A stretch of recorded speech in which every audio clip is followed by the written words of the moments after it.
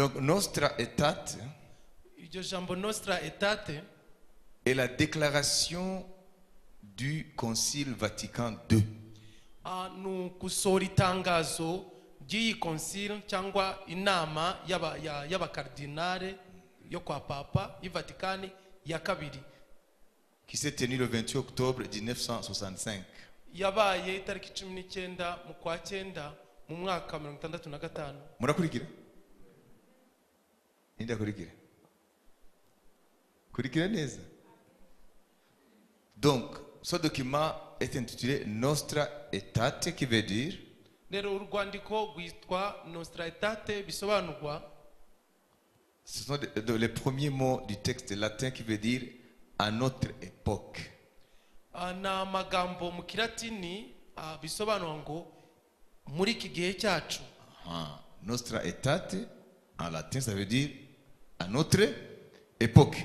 Iri jambo Nostra Aetate mu gifaransa bisobanurwa ngo mu gihe iki gihe cyacu. Mumenye gusa ko iyo document yitwa Nostra Aetate muri Vatican irahari. OK? Donc, c'est la déclaration du Concile Vatican II sur les relations de l'Église avec les autres religions non chrétiennes.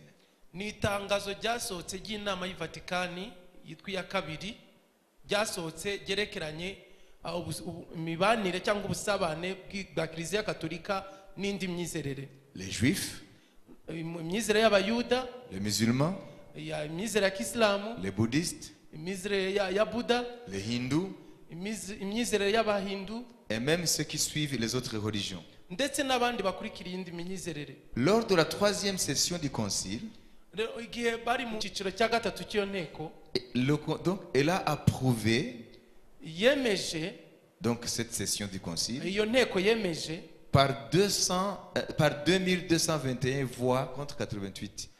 abari bari muri iyo nama bose ku mubare uko banganaga, abatoye urwo rwandiko bakagwemeza ni 2221 ku majwi 88. Elle est immédiatement promulguée.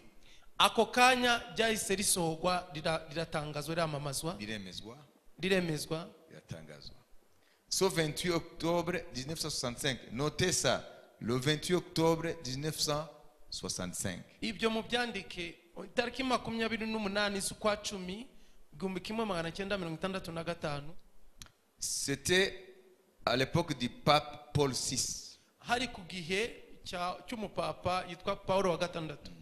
Alors, Nostra Aetate urwo rwandiko rero Nostra Aetate est le plus court des documents du Vatican II.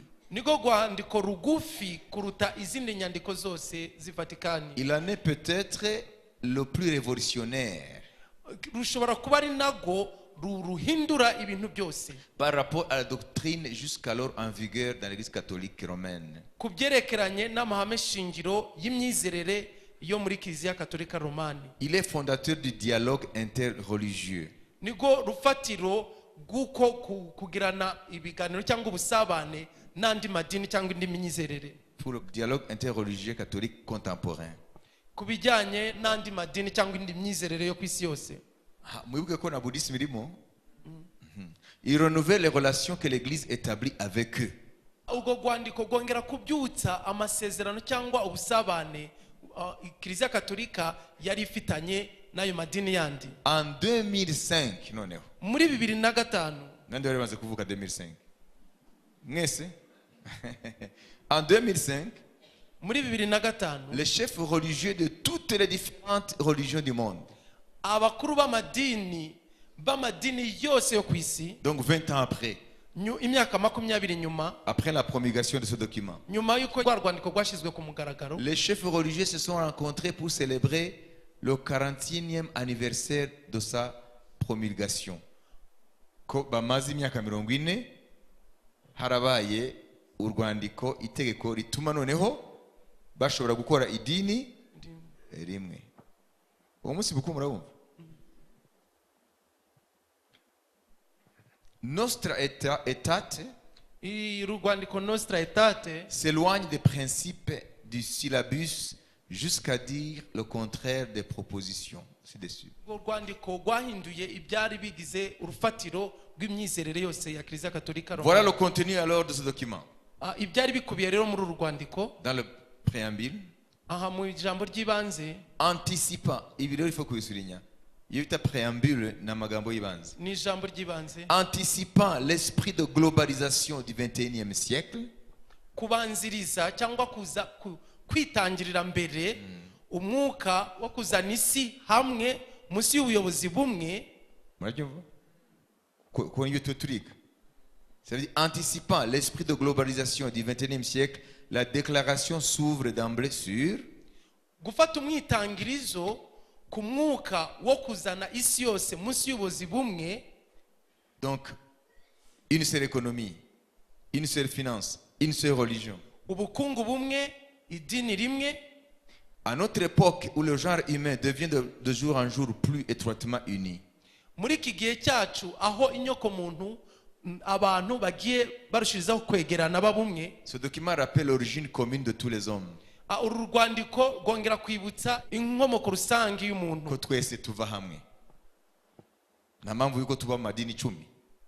Twese tuva hamwe. Turi umugabo umwe. Tous les peuples forment en effet une seule communauté. amashanga yose cyangwa amoko yose ni koko agize ubwoko bumwe cyangwa umuryango umwe. Ils ont une seule origine. bafite inkomoko imwe bose, Puisque Dieu a fait habiter toute la race humaine sur la face de la terre. kubera ko Imana yatuje inyoko muntu aho iva ikagera ku isi. Les pères du concile reconnaissent que toutes les religions tentent de répondre aux questions fondamentales que se posent hommes et femmes sur la vie. abatangije iyi nama cyangwa bari bayikuriye bemeranya ko amadini yose agerageza kuzana igisubizo Aux questions fondamentales que se posent hommes et femmes sur la vie. ku bibazo by'urufatiro cyangwa by'ubuzima, yaba umugore n'umugabo batekereza ku buzima, Le bien, le mal cyaba ikibi cyangwa icyiza, et la souffrance, cyangwa ibyago, imibabaro, le amakuba, péché, cyangwa icyaha, le vrai bonheur, cyangwa amahirwe cyangwa kugubwa neza, jugement urubanza et rétribution après la mort, etc. n'ingororano nyuma y'urupfu, ndetse n'ibindi n'ibindi. Ni ukuvuga ngo nimba tuturuka hamwe abana b'abantu, nimba tugarijwe n'ibibazo bimwe, tukwiye kuva mu bidutandukanya mu myizerere yacu, noneho tugafatanya hamwe gushaka ibisubizo biriya bibazo. Ce document maintenant va révéler la position que l'Église catholique romaine a par rapport à l'hindouisme et au bouddhisme.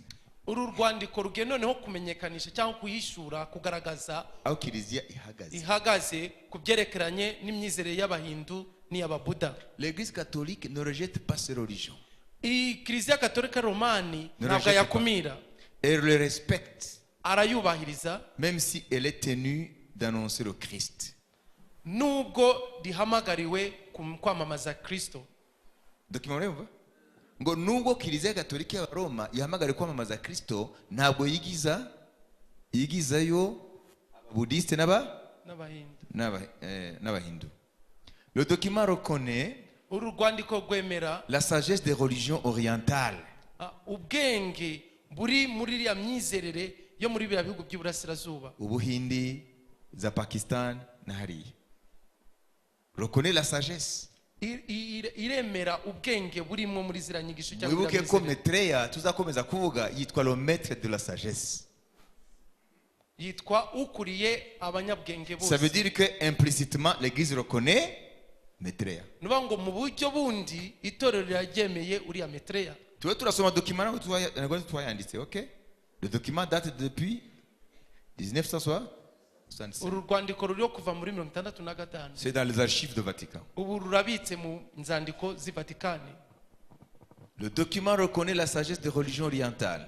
uru rwandiko rwemera ubwenge bukubiye mu myizerere muri ya bihugu byo mu Surtout burasirazuba, pour leur soif inépuisable de la sagesse mystérieuse et divine. Ngwinyota idasanzwe y'ubwenge bw'ubwiru bw'Imana.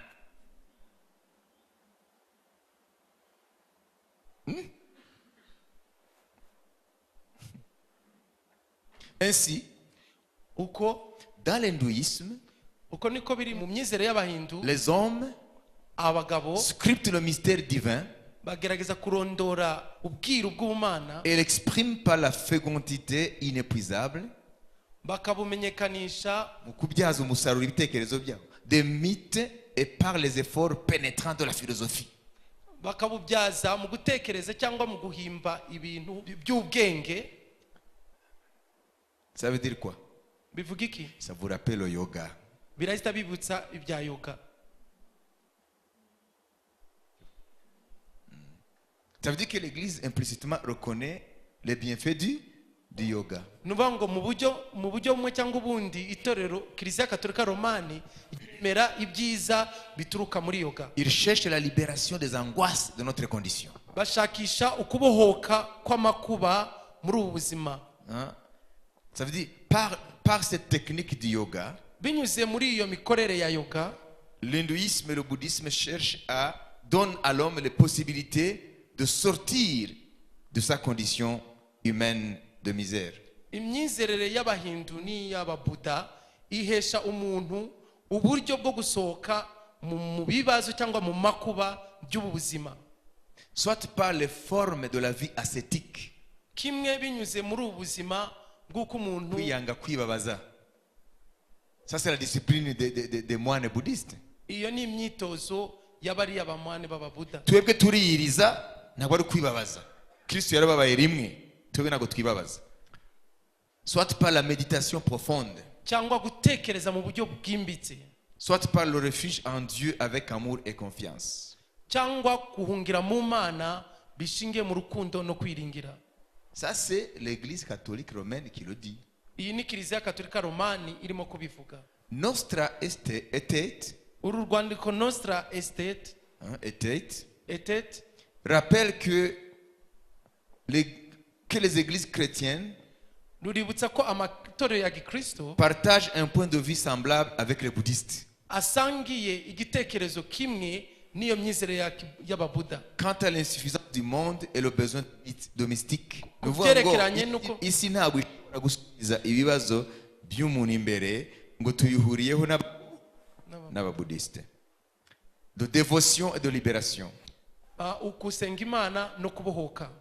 Dans le bouddhisme, mu myizere ya Buddha, selon ses formes variées, uko bigiye bitandukanye uko babikora, l'insuffisance radicale de son monde changeant, ukuntu umuntu atuzuye cyangwa adafite ibyuzuye muri iyi si ihindagurika est reconnu.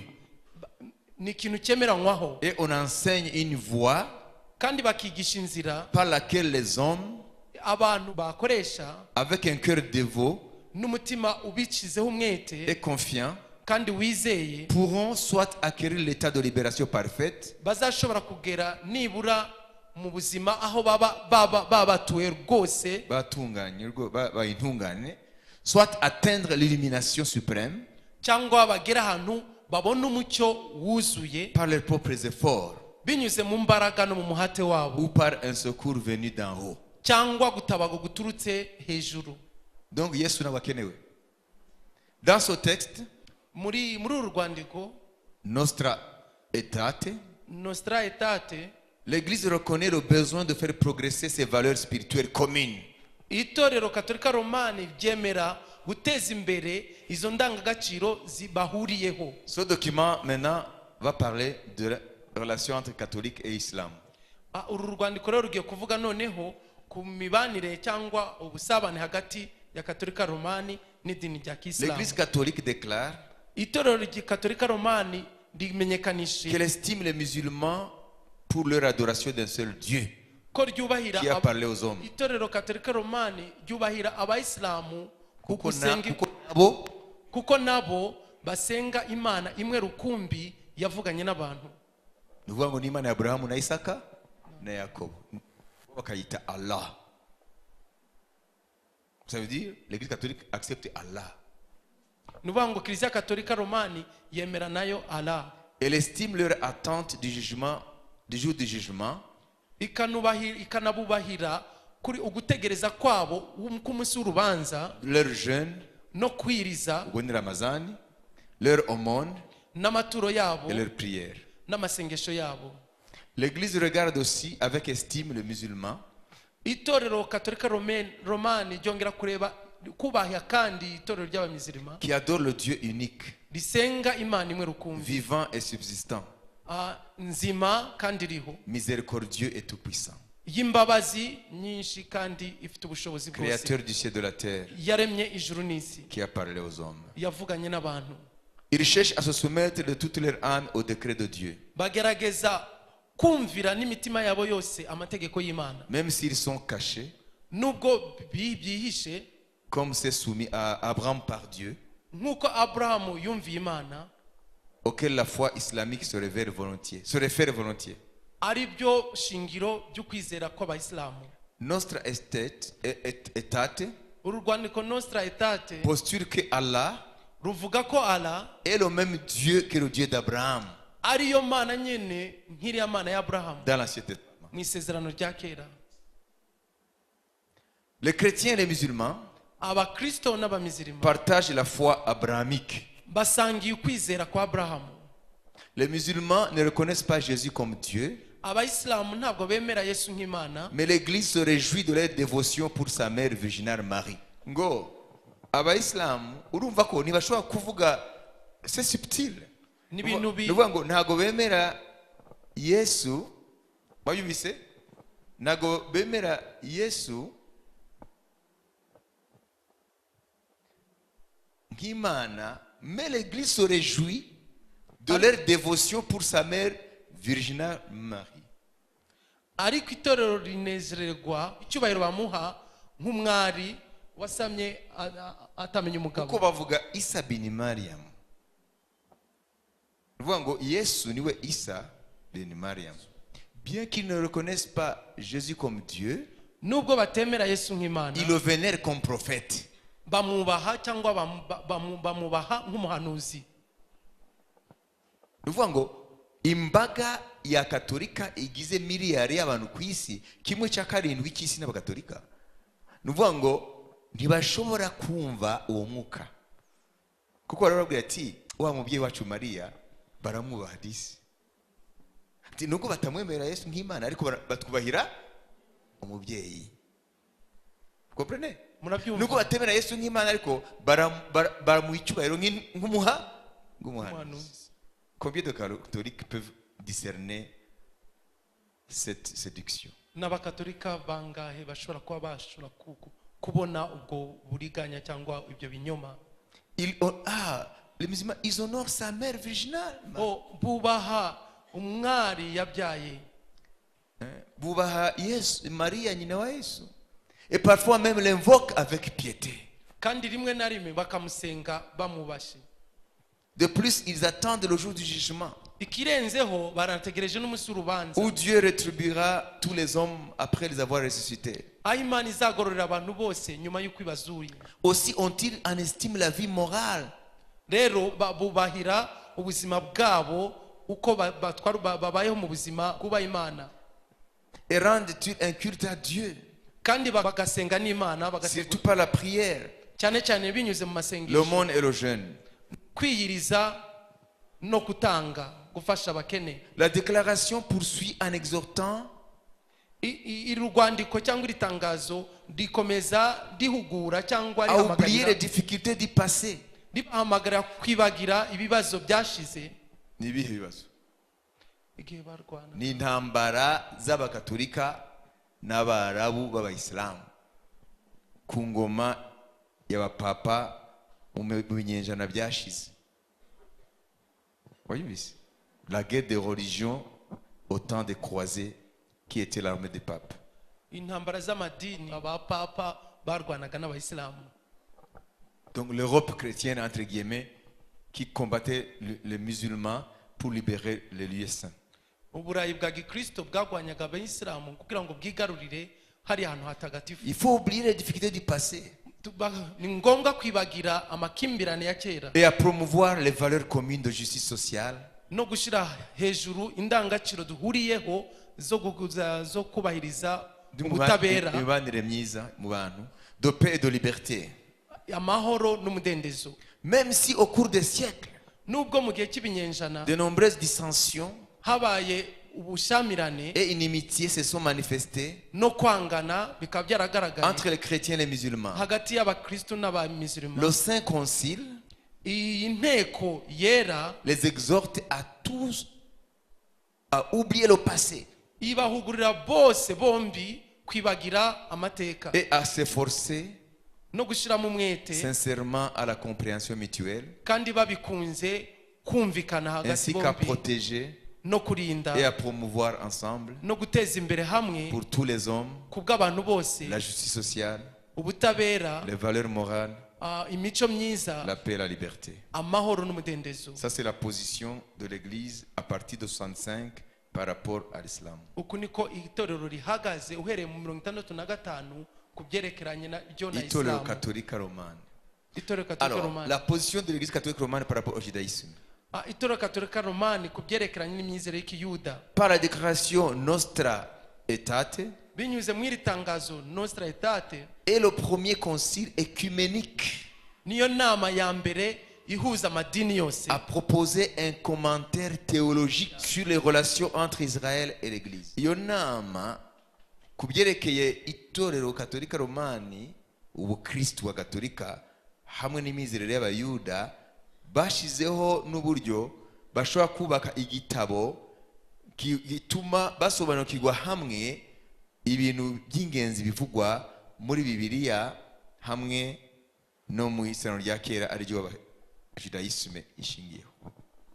Dans le passage consacré au judaïsme, mu mirongo ivuga ku by'imizere y'ikiyuda, l'Église reconnaît que les prémices de son salut se trouvent dans les patriarches Moïse et les prophètes. Itorero katolika romani ryemera ko umuganura w'agakiza kayo gaturuka muri bariya basokuru bo kwizera bo mu bayuda. L'Église croit en effet que le Christ, Itorero katolika romani ryizera ko Kristo notre paix, ariwe mahoro yacu, a réconcilié les Juifs et les gentils par sa croix. yunze abayuda n'abanyamahanga binyuze mu musaraba, Et en lui-même, kandi muri we de deux a fait un.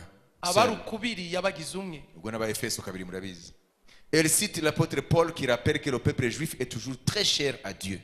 Bavugamo intumwa Paulo avuga ko Ko abayuda kugeza uno munsi baracyakunzwe n'Imana kubwo abasekuru babo. Nicyo tubyiga se.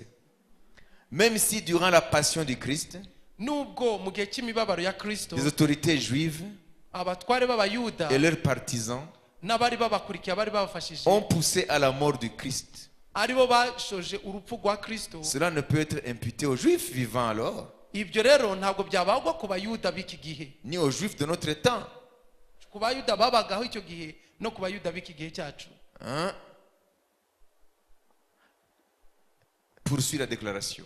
Niko iri tangazo ryakomeje rivuga. Les juifs ne doivent pas être représentés comme maudits.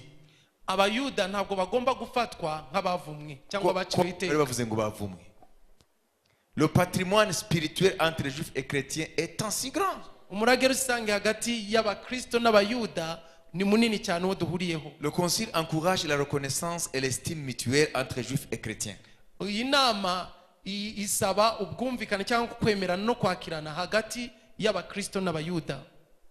Du fait d'un si grand patrimoine spirituel commun Kubera iyo mpamvu y'umurage wo mu mwuka aux chrétiens et aux duhuriyeho juifs, ku bakristo no ku bayuda, le Saint Concile iyi nama y'Ivatikani veut encourager et recommander kubashishikariza no kubasaba la connaissance et l'estime mutuelle kumenyana cyangwa kwakirana qui naîtront surtout d'études bibliques et théologiques. bizava mu kwiga Bibiliya n'andi masomo ya teolojiya, Ainsi que d'un dialogue fraternel. n'ibiganiro hagati bya kivandimwe hagati yabo.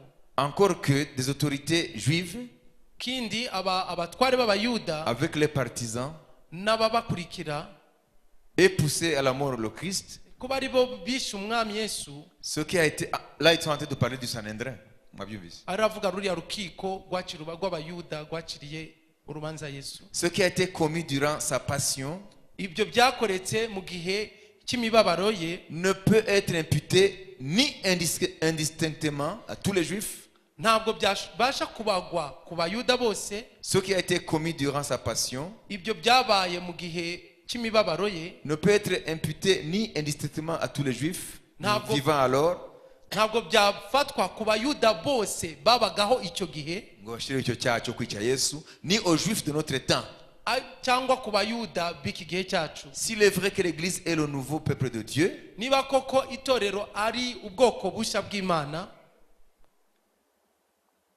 les Juifs ne doivent pas abayuda ntabwo bagomba pour autant être présentés comme reprouvés par Dieu ni maudits, gufatwa nk'abantu bajugunywe n'Imana cyangwa bavumwe, comme si cela découlait de la Sainte Écriture. nk'uko ibyo byavaga mu byanditswe byera. Que tous donc aient soin bose rero bitwararike dans la catéchèse mu masomo yabo ya katekisimu et la prédication de la parole de Dieu, no kuvuga ijambo ry'Imana, d'en enseigner quoi que ce soit qui ne soit conforme à la vérité de l'évangile et à l'esprit de Christ.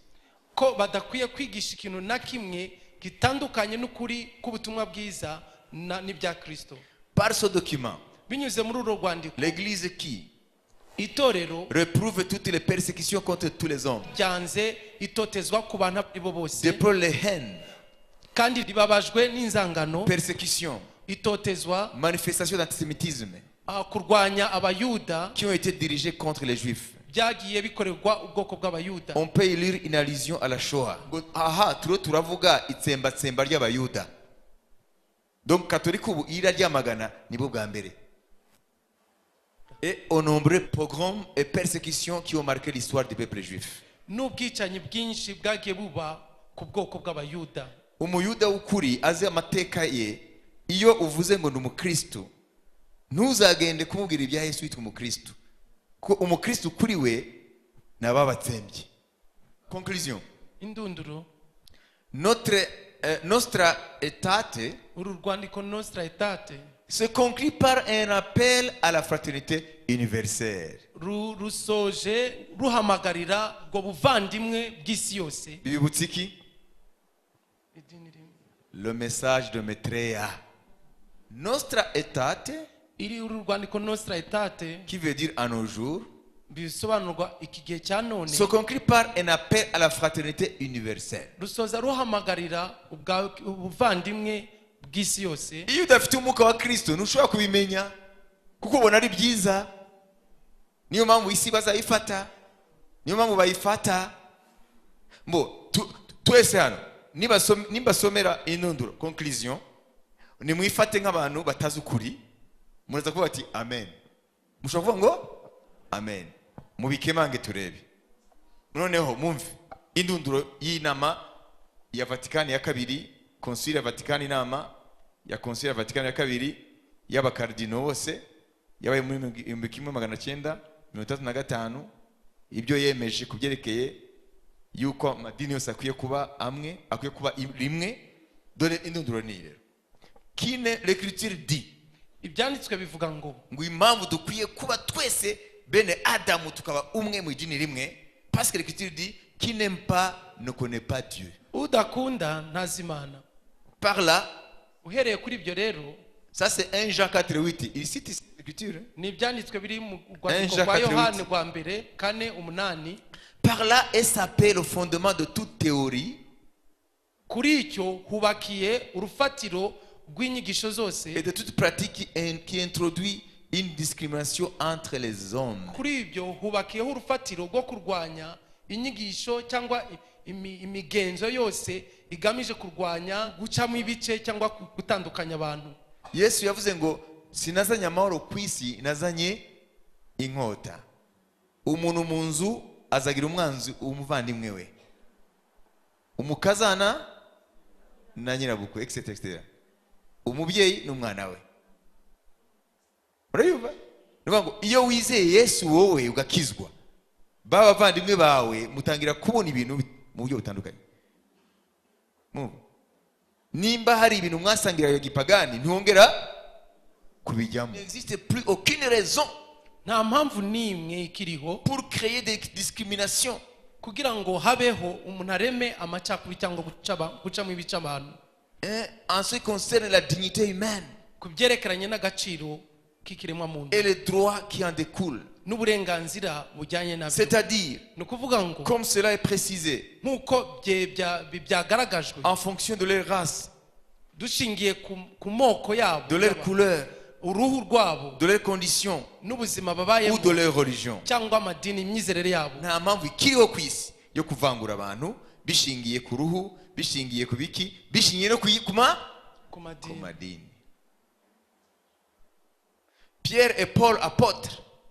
Petero na Paulo intumwa Ubu document irarangira ndarangije. En ont eux-mêmes consigné nabo ubwabo barabyemeje d'avoir au milieu des nations une belle conduite. no kugaragaza hagati mu mahanga imyifatire myiza. ngo n'intumwa Petero na Paulo ngo ubwabo barabyanditse baravuga ngo bitwaye mu banyamahanga neza. Les hommes étant créés à l'image de Dieu, abantu kuko baremwe mu ishusho y'Imana, il est donc impossible d'invoquer Dieu ntibishoboka rero kwambaza Imana sans se conduire fraternellement. utitwaye mu buryo bwa kivandimwe. Document irarangiye.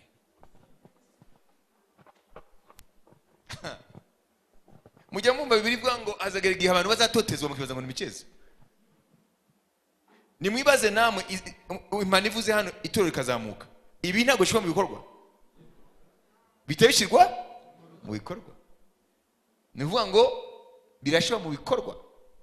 Yuko abaza kuvuga ngo Yesu yatwaye be kandi ubutumwa buzaho icyo gihe buvuga ngo twagiye guhanwa kubera ko twebwe twari abantu b'amacakubiri tutemera ayandi madini, icyo gihe bizashobora mu bikorwa. La franc-maçonnerie uyu muryango w'abaframason date de beaucoup de siècles. uriho hashize ibinyejana byinshi. D'abord, ça a commencé par ce qu'on appelle les Templiers. mbere na mbere byatangiriye kubo bita abarinzi b'ingoro. Donc, ces moines militaires, rero abo bapadiri b'abasirikare armés du pape, zari ingabo za papa. par après, ils ont rencontré des puissances de sorcellerie. nyuma yaho baje guhura n'imbaraga z'ubupfumu. Alors, ils ont associé leur mission, mais aussi l'adoration dans le domaine du mysticisme. baza kuvangatiranya umurimo wabo bari bagiye gukora ariko no gusenga mu buryo bwa gipfumu. Ils ont découvert ce qu'on appelle la Kabbale, donc l'ésotérisme des scribes israéliens ou juifs. baza kuvumbura ibyo bita kabale, nuvuga ngo ni uburyo bwa kiyuda basengaga mu buryo bwa gipfumu cyangwa by'imana zipfuye. Alors, depuis là, ceux qui étaient appelés les gardiens des temples, uhereye aho ngaho abitwaga abarinzi b'ingoro, ou les gardiens là où se trouvait le temple, cyangwa abarindaga aho ingoro yari iri, on les a appelés les templiers. abo babitaga abarinzi b'ingoro. Par après, nyuma yaho ce culte secret, uko gusenga cyangwa gusenga imana mu buryo bw'ibanga bw'ubwiru, ils l'ont ramené à Rome, même en Europe. baza rero bayigarukanye i Roma ndetse no mu Burayi. De sorte que chaque endroit où l'église catholique voulait construire un édifice, donc une église, ku buryo ahantu itorero katolika romani ryashaka kubaka itorero cyangwa inyubako runaka, ce sont ces templiers qui sont redevenus des maçons. abo barinzi b'ingoro nibo babaye abubatsi cyangwa abamaso. Donc ils communiquaient maintenant avec les forces spirituelles. rero aho ngaho basabanaga n'imbaraga z'umwuka. Ils ne construisaient pas l'église n'importe où. ntabwo bapfaga kubaka itorero cyangwa inzu y'urusengero ariho hose. Ils invoquaient d'abord les esprits pour savoir où bâtir l'église. babanza bagasenga bagahamagara imyuka kugira bamenye nihe bagomba kubaka urusengero Toutes cyangwa les églises ont été construites à l'époque du Moyen-Âge, amasengero yose yubatse muri kiriya gihe cya moyenage, entre 5e et 15e siècle après Jésus, hagati y'ikinyejana cya gatanu n'icya 15 nyuma ya Yesu. ont été construits sur des endroits précis. ayo masengero yubatse ahantu hazwi runaka. Bon, à titre d'exemple, nk'urugero, il y a une grande église catholique qui s'appelle, un édifice qui s'appelle l'église Notre-Dame de Paris. Moi, j'y ai entré, je suis allé là-bas. hari urusengero runini rwitwa Église Notre-Dame du Paris. Maintenant, c'est un lieu de pèlerinage. ubu rero ni ahantu h'indangamurage, Les touristes de toutes les parties du monde viennent pour visiter. abantu baraza bakahasura baturutse impande zose z'isi. Donc, il y avait un culte des démons. hari ahantu basengera bahamagara abadayimoni. Alors, c'est là où ils ont construit cette église Notre-Dame de Paris. aho niho babatse urwo rusengero Église Notre-Dame y'i Paris. Donc, la papauté ou le pape ou l'église catholique romaine utilisait ce qui étaient les templiers pour aller construire les églises. rero ubutware bwa papa cyangwa ingoma ya papa yakoreshaga abo babaye abarinzi b'ingoro kugendagenda hose abubaka amasengero. Est-ce que vous comprenez? Murabyumva? Alors, ils sont devenus maçons.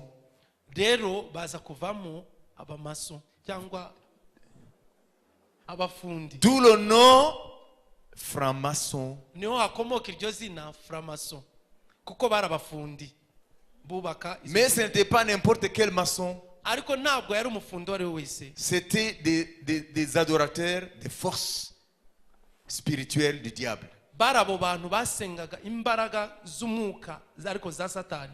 Après son mouvement maçonnique, Nyuma rero y'uwo mwuka cyangwa uwo muryango w'abamaso, alors la connotation est passée inyito yahindutse.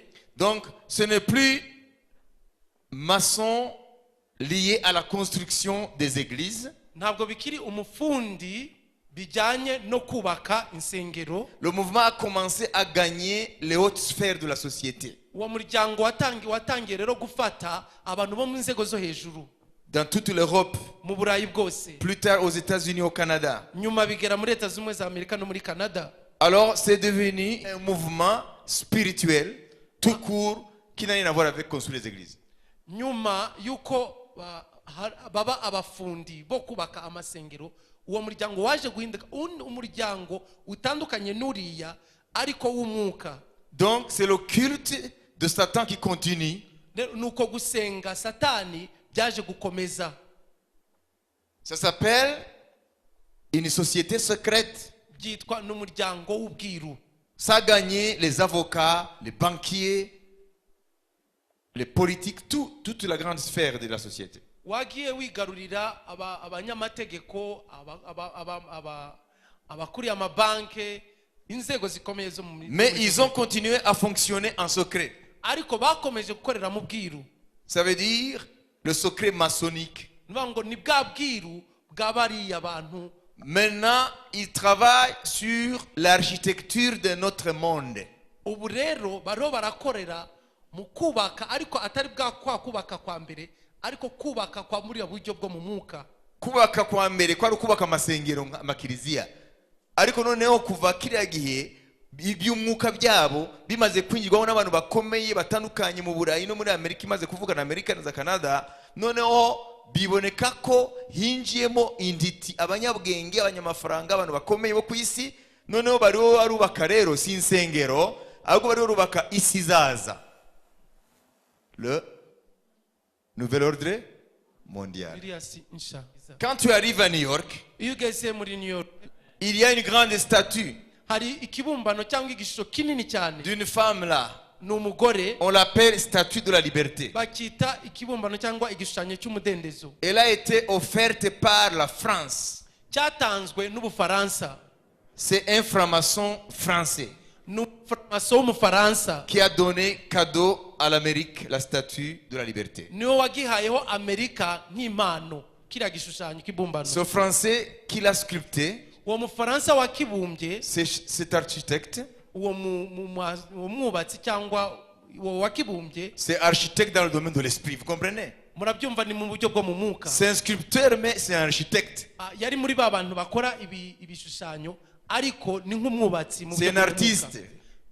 Ni impano y'umufaransa w'umufranc-maçon kandi kirimo les symboles de la franc-maçonnerie. Kirimo ibiranganego bya franc-maçon. La lumière dont il est question, que la statue donne la lumière, ce n'est pas la lumière de Dieu, c'est la lumière de Lucifer. Est-ce que vous comprenez? Ok. Alors, cette dame-là, ce n'est pas n'importe quelle dame. Ce n'est pas n'importe quelle dame. C'est la reine du ciel. Et Dieu avait dit à Jérémie, je punirai tous ceux qui, parmi mon peuple, offrent des libations et des offrandes à la reine du ciel. Ce qu'ils appellent la reine du ciel. abo bose mu bwoko bwanjye wayobye utamba ibitambo kuwo bita umwamikazi w'ijuru. C'est dans Jérémie. Byanditse muri Yeremiya. Quand, où a commencé le culte de la reine du ciel, Ni ryari nihe hatangiriye uku gusenga umwamikazi w'ijuru, dont la statue de la liberté est un symbole. ari we ashushanywa na kiriya gisitatu cy'umudendezo. C'est un symbole universel. Ni ikimenyetso cyangwa igishushanyo cy'isi yose. Les francs-maçons savent pourquoi. Abafuramaso barazi impamvu yacyo. Donc, Rero quand on parle des capitales de la finance sur le plan mondial, iyo bavuze imijyi y'amafaranga cyangwa y'imari mu buryo bw'isi, ou le siège de l'argent, cyangwa icyicaro cy'amafaranga cyangwa imari, qui est l'esprit qui règne sur l'argent? niwe mwuka utegeka ku mafaranga. La Bible appelle Mammon. Bibiri imwita ngo ni Mamo. Alors la capitale mondiale de Mammon, Rero umugwa mukuru wa Mamo ku isi c'est York. ni New York. Voilà pourquoi il y a la statue là. Niyo mpamvu hariyo kiriya kibumbano. Hein? Vous avez entendu parler de Manhattan? Mwumvise bavuga ahantu hitwa Manhattan. Ah, c'est là, c'est l'espace où les finances, hein, où le pouvoir des finances est situé, là-bas. Aho ngaho niho hari imbaraga La z'amafaranga. deuxième capitale de la finance mondiale, Uwundi mugwa w'amafaranga w'icyicaro cy'amafaranga y'isi, c'est l'un des quartiers de Londres. umwe mu duce tw'i Londres. Londres, c'est la capitale de l'Angleterre. Niwo mugwa mukuru w'igihugu cy'Ubwongereza. Ce sont les deux lieux qui gouvernent les finances du monde. Niyo migwa ibiri iyobora ubukungu bw'isi. Vous comprenez? Murabyumva? Alors, la reine du ciel, Rero umwamikazi w'ijuru son adoration remonte depuis longtemps, depuis la nuit des temps. kumusenga ni bya kera cyane. En fait, c'est le diable en personne. Ubundi ni Satani ubwe. À Babylone, I Babuloni, dans l'ancienne Babylone, muri Babuloni ya kera on vouait un culte à Semiramis. basengaga uwitwa Semiramisi. C'était la reine du ciel. Niwe yari umwamikazi w'ijuru. Donc le culte de la reine du ciel a commencé à Babylone. Rero uko gusenga umwamikazi w'ijuru byahereye mu Babuloni. Plus de 3000 ans avant Jésus. Imyaka isaga ibihumbi bitatu mbere ya Yesu. Donc le culte existait. Rero gusenga umwamikazi w'ijuru byari biriho kuva mbere. Et après, le culte a gagné les pays du Canaan. Rero uko gusenga umwamikazi w'ijuru byaje gufata n'ibihugu byo muri Kanani. Avec un autre nom comme Astarte. Mu yandi mazina Ou Ashtot. mu yandi mazina nka Astarte cyangwa Ashtot. Ashtot. C'est la même Sémiramis Ni wa wundi Semiramisi nyene qui change de lieu géographique. ahinduye aho ari harakorera, Alors s'appelle Ashtot. agahita afata irindi zina ariryo Ashtot. En Égypte aussi, on adorait la reine du ciel, Muri Egypte naho barasengaga umwamikazi w'ijuru qui s'appelait Iris. yitwaga Iris. Et à Rome ou en Europe, I Roma no cyangwa mu Burayi le même culte se trouvait là. naho basengaga umwamikazi Avant Jésus, mbere ya Yesu. la reine du ciel de Rome s'appelait Vénus. Umwamikazi w'ijuru yitwaga Venusi. Il y a eu mariage en 313 après Jésus. Habaye ubukwe cyangwa iyo mariage mu mwaka wa 313 nyuma ya Yesu. Quand vous vous mariez, vous attendez un enfant. Iyo mukoze mariage no kwitega umwana. Ok? Sibyo se? Donc l'enfant est né de cette union. Rero hari umwana yavutse muri iyo mariage. Elle s'appelle l'église catholique. Yitwa Église catholique. C'est bon jusque-là. Aho ngaho biracyari byiza. L'église catholique veut dire l'église universelle de Dieu. Kuko Église catholique bivuga itorero ku isi yose. Est-ce que l'église de Jésus n'est pas universelle? Ndabaza itorero rya Yesu ntabwo riri ku isi yose. Voilà. Jusque-là, c'est l'église de Dieu. Kugeza aho ngaho riracyari itorero ry'Imana. Mais puisque l'enfant doit porter les gènes de la maman et du papa, Ariko kubera umwana agomba kugira uturemangingo cyangwa amajene ya papa na mama, alors c'est pas l'église catholique tout court. ntabwo rero ari Église catholique gusa, Itorero catholique ntabwo ari Kiliziya Katolika gusa, romaine. ariko bakongeraho Romani. C'est l'enfant qui est né. Uwo niwe mwana wavutse. Alors il fallait Rero byasabaga que les Romains continuent à adorer le reine du ciel. ko Abaroma bakomeza gusenga umwamikazi wabo w'ijuru. Alors puisqu'ils deviennent catholiques et puis encore ils sont toujours romains, rero kubera babaye abakatolika kandi bakira abaroma, alors ils ont rebaptisé le reine du ciel. bamwita irindi zina. Avant, c'était Vénus. mbere umwamikazi wabo w'ijuru yitwaga Venusi. Maintenant, ils deviennent chrétiens. noneho babaye abakristu, Alors, ils l'ont baptisé Marie. bahita bamwita irindi zina, bamwita Mariya. Et quand ils font ce qu'on appelle la procession, iyo bakoze imitambagiro avec la statue là, bafite na kiriya kibumbano cya Mariya, les gens croient que c'est la mère de Jésus. abantu bibwira ko ari nyina wa Yesu. C'est un culte voué à Vénus. Kiriya ni igitambo bariho barakorera Venusi. Vénus qui est Sémiramis de Babylone. Venusi ariwe Semiramisi wa Babuloni. Vénus qui est quoi? Ashtot de Canaan. Venusi ariwe Irisi wa Egypte na Ashtoti w'i Kanani. C'est le même esprit qui s'appelle la reine du ciel. Umwuka ni wa wundi witwa umwamikazi w'ijuru. Mais les gens ne le savent pas. Ariko abantu ntabwo babizi. Donc vous voyez Rero murabibona que la franc-maçonnerie, iyo myizere y'abaframason c'est une religion. ni idini. N'est-ce pas? Sibyo? Ça a commencé par des croyances occultes. Byahereye muri iyo myizere y'igipagani. Même aujourd'hui c'est occulte. No kugeza n'ubu ni ibintu by'ubwiru. Mais avec des beaux habits aujourd'hui. Ariko biyambitse isura nziza uyu munsi. Ce sont les docteurs. N'abantu bakomeye mu bwenge. Ce sont les hommes du monde de la finance. Abantu bafite ubukungu. Ce sont les hommes qui sont placés dans le monde. Abantu bari mu nzego zo hejuru mu isi. Mais ils se rencontrent en secret. Ariko bahurira mu ibanga mu bwiru. En catimini. Ahantu hihishe. Et ils adorent. Noneho bagasenga le prince de ténèbres. umutware w'umwijima. C'est leur religion. Iryo niyo dini ryabo. Voilà pourquoi ils nous haïssent. Niyo mpamvu batwanga. Ce sont les forces antéchrist. N'imbaraga zigwanya Kristo. Toutes les démarches du pape actuel intambwe za papa kuri uyu munsi zose pour renforcer cette relation avec toutes les croyances, kugira ngo akomeze gushiramo imbaraga mu guhuza ayo madini gushira hamwe. ce n'est pas lui qui l'a initié. Ntabwo ari we yagitangije. Ça a commencé il y a longtemps. Byatangiye hashize igihe kinini. Chaque pape doit pousser loin, chaque étape, Buri mupapa agomba kugira icyo asunika ajyana imbere vers le plan qui est préétabli. kugeza kuri uwo mugambi washizeho kuva mbere. Donc il y a un projet. Rero hari umugambi, hari umushinga. Chaque pape doit y travailler. Buri mupapa uje agomba kugira icyo abikoraho. Le document date de 65. Uru rwandiko nubwo muri 65. Nostra Aetate.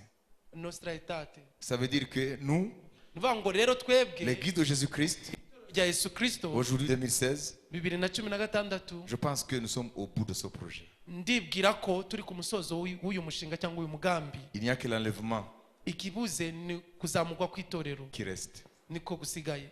Que Dieu nous aide. Imana idufashe. Amen. Amen. Amen.